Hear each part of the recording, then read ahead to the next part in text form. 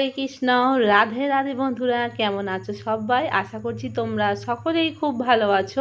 অভাগীর জীবনযাপনে তোমাদের সকলকে স্বাগতম জানিয়ে আজকের একটা নতুন ভিডিও নিয়ে আমি চলে এসেছি। আজ হলো রাধা অষ্টমী। তোমরা তো থাম্বনেল দেখে অনেকে বুঝতে পেরে গেছো।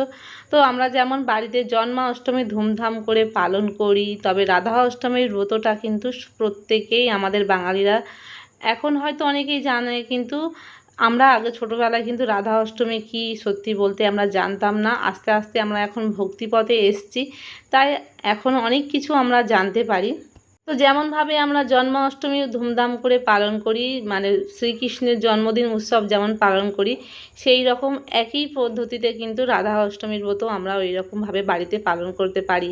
তো সেই জন্য আজকের আমি রাধা মায়ের জন্য রান্না করছি। তো দেখো, সর্বপ্রথম আমি পরমান্ন করে নিচ্ছি। আর সত্যি বলতে আমার অনেক কিছু করার ইচ্ছা ছিল, কিন্তু আমার একটু রান্নাটা দেরি করেই আমি বসালাম। তো আমি এখন একটু রাধা মায়ের জন্যে কেক করে নিচ্ছি। তো জন্মাষ্টমীর দিনে আমি আমার গোপাল সোনাদের জন্য দুটো কেক করেছিলাম, একটা তালের কেক আর একটা চকলেট কেক করেছিলাম। তো এবারে এই কেকটা আমি একটাই করছি। তো যাই হোক, আমি অনেক বেলাতে বসিয়েছি আর গোপালের বাবা এদিকে একটু সবজি কেটে দিচ্ছে। 5 রকম ভাজার সবজি করছি। আর রাধারানীর যে প্রিয় খাবার সেটা হলো মানে কচুর, মানে আমরা যেটা বলি কচুরমুখির তরকারি, সেটা কিন্তু রাধারানীর প্রিয়। তো সেই তরকারি আমি করছি। আর একটু আছে মালপোয়াও রাধারানীর খুবই প্রিয়, তবে পাটিসাপটাটাও প্রিয়। তবে আমি কিছু কিছু খাবার করতেই পারলাম না। তোমাদেরকে তো মানে দেখিয়েছি আমার ঠাকুমা আমার কাছে আমার বাড়িতে রয়েছে। আজ ঠাকুমার এতটা শরীর খারাপ হয়েছে যে সকাল থেকে তাকে নিয়েই কিন্তু আমার মানে বেলা কেটে গেল। কারণ ঠাকুমা একদম আর বিছানা থেকে উঠতে পারছে না, একদমই উঠে মানে বসেই থাকতে পারছে না। তাকে ধরে ধরে তোলা, মানে বাথরুমে নিয়ে যাওয়া, খাওয়ানো টাওয়ানো সমস্তটা কিছু করতে হয়েছে। ঠাকুমার খুবই মানে শরীরটা খারাপ, তো যার জন্যে আমার কিন্তু জোগাড় করতে প্রচণ্ড দেরি হয়ে গেল। আর আমি অনেক কিছু মানে যেগুলো রাধা মায়ের জন্য করব ভেবেছিলাম সমস্তটা কিছু বাদ দিয়ে দিলাম, দিয়ে যেগুলো মানে আমি পেরে উঠতে পারবো সময়ের মধ্যে সেগুলোই করছি। তো গোবিন্দভোগ চাল একটু ছিল, তো সেই জন্য একটু একটু বাসন্তী পোলাও করব বলে সেই জন্যে ভেবেছিলাম। তবে মানে খুব একটা জোগাড় করে উঠতে পারলাম না। আরও একটু কিছু করার ইচ্ছা ছিল, রাধাবল্লভী করব বলে খুবই ইচ্ছা হয়েছিল। কিন্তু ওই যে ডালটা আগে থেকে আমি ভিজিয়ে দিইনি, মানে ভিজাতে মানে আনাই হয়নি দোকান থেকে। আর যে সকালবেলা তাড়াহুড়ো করে যাব বলে দোকানে ভেবেছি, কিন্তু ওই ঠাকুমার নিয়ে এদিক সেদিক করতে করতে আর দোকানেও যাওয়া হয়নি। কিন্তু যদি ফার্স্ট সকালবেলা যে দোকানটা যখন 7টায় খোলে, তখন গিয়ে যদি ঘন্টা দিনেক ভিজানো থাকতো তাতেই যথেষ্ট ছিল, কিন্তু তাও হলো না। আর এইদিকে দেখো আমার পোলাওটাও মানে বসিয়ে দিয়েছি।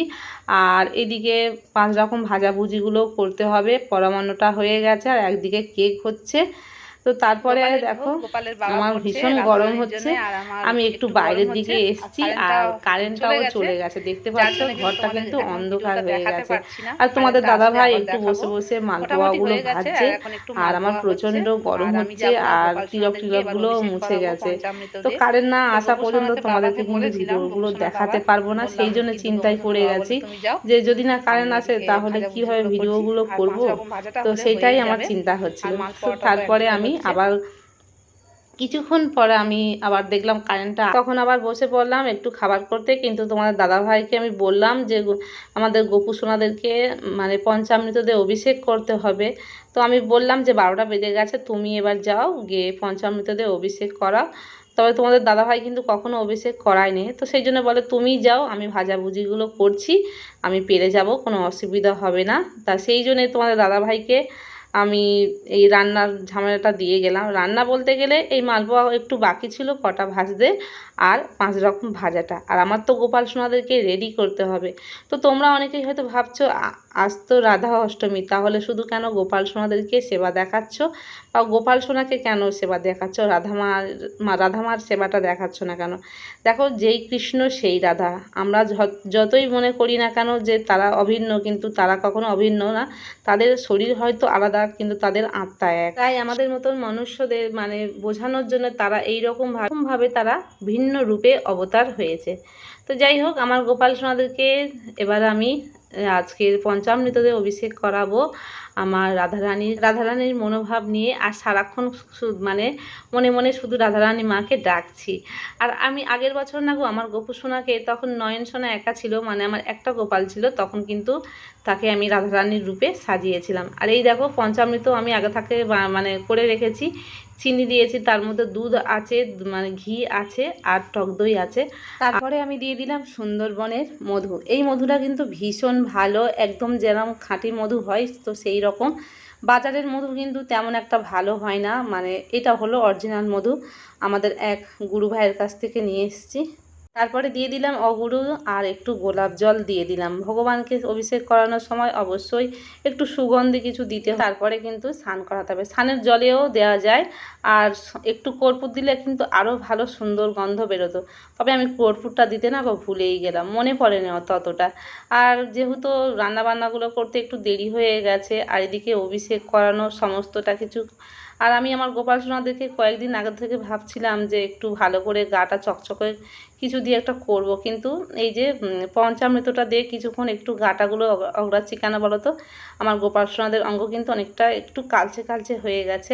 আর এর সঙ্গে যেহেতু টক দই আছে তো সেই জন্য একটু গায়েতে দিয়ে কিছুক্ষণ ধরে রেখেও দিচ্ছি।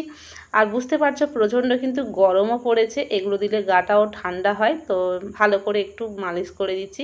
তবে কিন্তু খুব বেশি অগড়ানো যাবে না। যখনই ভগবানকে এরকম মানে গোপাল সোনাকে এরকম পঞ্চামৃতদের অভিষেক করাতে হবে, বিশেষ করে তো এর মধ্যে চিনি থাকে।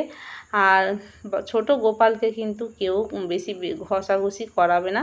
যেমন আমাদের নিজেদের সন্তানদেরকে আলতো হাতে একটু মালিশ করি বা গায়ে যখন সাবান টাবান দিয়ে একটু পরিষ্কার করি, খুব বেশি যেরকম ঘষাঘষি করলে তাদের লাগে, তো সেই রকম মনোভাব নিয়ে গোপাল সোনাদেরকে কিন্তু আলতো হাতে একটু মালিশ করতে হবে। তো সেই রকমভাবে আমার গোপাল সোনাদেরকে আমি একটু মানে গাটাগুলো পরিষ্কার করে দিচ্ছি। তো দেখতে পাচ্ছ তিনজনকে আমি ভালো করে পঞ্চামৃত দিয়ে স্নান করালাম। আর এদিকে আমার ফুচকু সোনাকে, মানে আমার নীল সোনাকে আমি আগে স্নান করিয়ে তুলে নিয়েছি, যেহেতু ও সবার ছোট, তো সেই জন্য ওকেই সর্বপ্রথম একটু জলের মধ্যে গা বুড়িয়ে তবেই আমি তুলে নিলাম। আর তারপরে আমার আবার দুই সোনাকে ভালো করে একটু জল দিয়ে, মানে ওদের তো একটু যেহেতু শরীরটা বড় মতন, তাই ওদেরকে তাড়াতাড়ি করে করলে কিন্তু ওদের গায়ে মানে এগুলো লেগে থাকবে, তো সেই জন্য একটু ধীরে সুস্থে ভালোই করে গাটাগুলো পরিষ্কার করে নিলাম।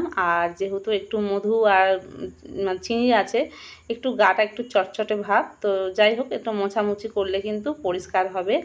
আর জল তো বেশ ভালোই দিয়েছি। আর এদিকে স্নান টান করতে করতে অনেকটা প্রায় দেরি হয়ে গেছে।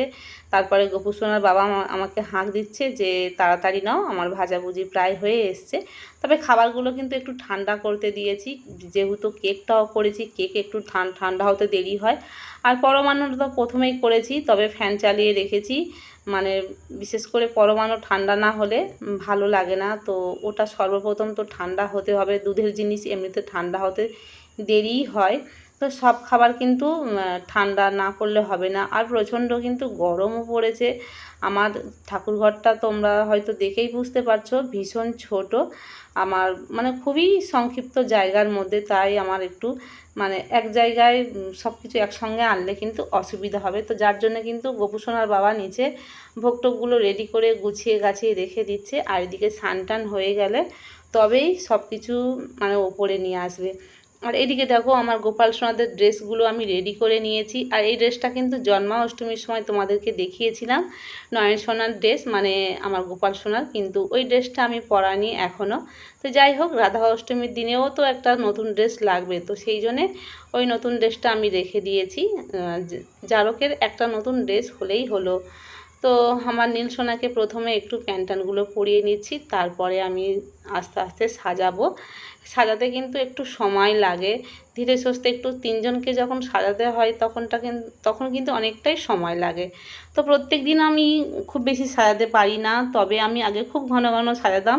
আর এখন তো দেখতে পাচ্ছ প্রচণ্ড গরম, কখনো বৃষ্টি হচ্ছে, কখনো ভ্যাপসা একটা গরম ফেলছে, তো সেই জন্য বাচ্চারা তো সবসময় সাজুগুজু করতে পছন্দ করে না, আর ভারী ড্রেস তো একদমই না। তো সেই জন্য তোমরা দেখেছো আমার গোপাল সোনাকে কিন্তু আমি সবসময় একটা করে প্যান্ট পরিয়ে বসিয়ে রেখে দিই।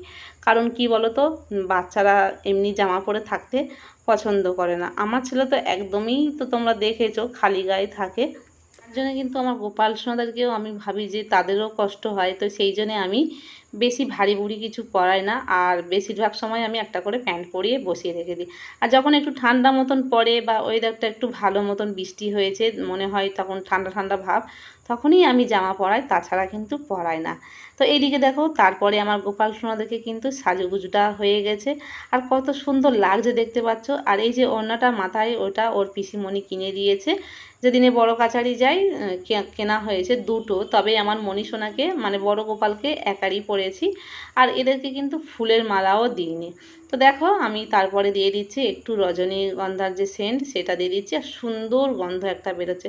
ভগবানকে যেখানে রাখবেন সেখানে সবসময় একটু সুগন্ধি কিছু দিয়ে রাখতে হবে। ভগবানের স্থান যেন সবসময় যেখানে থাকবে সেই জায়গাটা যেন খুব সুন্দর একটা গন্ধ বার হয়। তো তারপরে দিয়ে দিচ্ছি একটু মানে আয়না তর্পণ করিয়ে দিচ্ছি। আর এদিকে আমার ভোগ টোকগুলো রেডি করে রাখা ছিল, মানে গোপালের বাবা রেডি করে রেখেছিল। আমি নিয়ে তো ওপরে নিয়ে যাচ্ছি, আর তোমাদেরকে তো বলেছি যেহেতু তোমাদের ছোট জায়গা একসঙ্গে মানে রাখাও যাবে না, সব কিছুটা পরিষ্কার টরিষ্কার করে নিয়ে তবেই মানে সেই জায়গায় রাখতে পারবো। আর গোপালের টেবিলে তো রাখা যাবে না, জায়গাটা ছোট, তোমরা দেখেই বুঝতে পারছো খুবই ছোট জায়গা। তার জন্য আমি কিন্তু ভোগগুলো নিচেই নিবেদন করছি। তো যেমন আমার পরিস্থিতি সেই রকমভাবে আমার গোপু সোনাদেরকে আমি সেবা দিচ্ছি। তো তোমাদের কেমন লাগবে তোমরা কিন্তু প্লিজ তোমরা কমেন্ট করে জানিয়ে বলবো।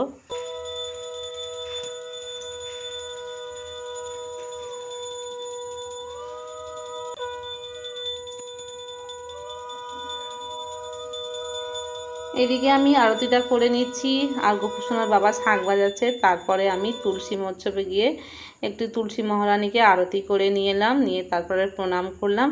আর ভোগ নিবেদন হয়ে গেছে, যেহেতু ভগবানকে একটু ভোগ নিবেদন করে একটু সরে থাকতে হয়, তারা কি ওই সব কিছু মানে গ্রহণ করবে, তাড়াহুড়ো করলে হবে না। তো আমাদের প্রচণ্ড গরম হচ্ছে, আমি একটু বাইরের দিকে ছাদের দিকে বসে আছি। আমরা দুই লোকে বসেছিলাম, কিছুক্ষণ পরে তারপরে আমরা একটু মানে অপেক্ষা করে তারপরে প্রসাদ তুলতে গিয়েছি। আর সত্যি বলতে আমি তো সারাদিন উপোস করে আছি, একটু মানে এবারে যেন জল তেষ্টা পাচ্ছে, আমি কিন্তু একটুও জলও খাইনি। তো যেমন জন্মাষ্টমীতে নির্জলা করেছিলাম রাত 12টা পর্যন্ত, এটা কিন্তু 12টার পরে জল টল খাওয়া যায়, যারা একদম নির্জলা থাকবে তারা থাকতে পারে, এতে কোনো অসুবিধা নেই। আমি মানে যতক্ষণ না ভোগ নিবেদন করা হয়েছে ততক্ষণ কিন্তু নির্জলাই থেকেছিলাম। তো তারপরে আমরা ভোগ প্রসাদ নিয়ে এসে সবাই মিলে প্রসাদ খেলাম। তো তোমাদের কেমন লাগলো তোমরা কিন্তু প্লিজ কমেন্ট করে জানিও। আর চ্যানেলটিকে যারা সাবস্ক্রাইব করোনি তোমরা প্লিজ চ্যানেলটিকে সাবস্ক্রাইব করে পাশে থেকো। আর ভিডিওটি কেমন হলো তোমরা প্লিজ কমেন্ট করিও। তো এই পর্যন্ত ভিডিওটি শেষ করছি। রাধে রাধে, দেখা হচ্ছে পরবর্তী একটা ভিডিও নিয়ে। রাধে রাধে, হরি বল।